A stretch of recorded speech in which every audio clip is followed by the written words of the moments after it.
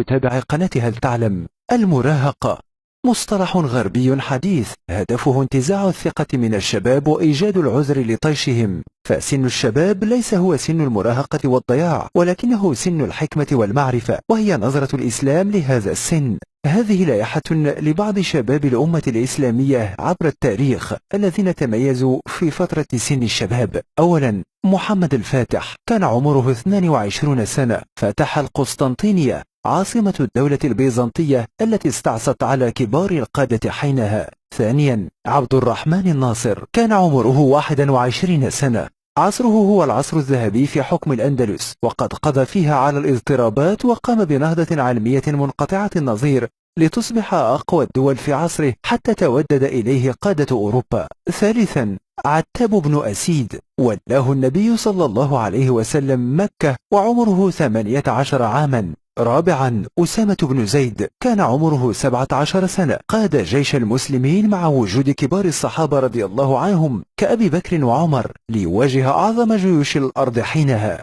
خامسا، محمد القاسم كان عمره 17 سنة أيضا، فتح بلاد السند وكان من كبار القادة العسكريين في عصره. سادسا، سعد بن أبي وقاص كان عمره 17 عاما، أول من رمى بسهم في سبيل الله، وكان من الستة أصحاب الشورى، وكان الرسول صلى الله عليه وسلم يشير إليه قائلا: هذا خالي فليرني كل امرئ خاله. سابعا، الأرقم بن أبي الأرقم كان عمره 16 عاما، جعل بيته مقرا للرسول عليه الصلاة والسلام 13 سنة متتابعة. ثامنا، طلحة بن عبيد الله كان عمره 16 عاما، أكرم العرب في الإسلام، وفي غزوة أحد بايع رسول الله صلى الله عليه وسلم على الموت وحماه من الكفار واتقى عنه النبل بيده حتى شلت يده ووقاه بنفسه. تاسعا، الزبير بن العوام كان عمره 15 عاما، أول من سل سيفه لله في الإسلام، وهو حواري النبي صلى الله عليه وسلم.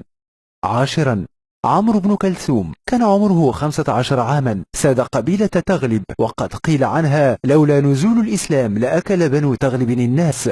11، معاذ بن عمرو بن الجموح كان عمره 13 عاما، ومعوذ بن عفراء كان عمره 14 عاما، قتل أبا جهل في غزوة بدر، وكان قائدا للمشركين حينها. 12، زيد بن ثابت كان عمره 13 عاما، أصبح كاتب الوحي وتعلم السريانية واليهودية في 17 ليلة، وأصبح ترجمان الرسول صلى الله عليه وسلم، حفظ كتاب الله وساهم في جمع القرآن. إذن بعد كل هذا، أتعتقدون أن سن الشباب هو سن المراهقة والطيش؟ والسلام عليكم ورحمة الله وبركاته.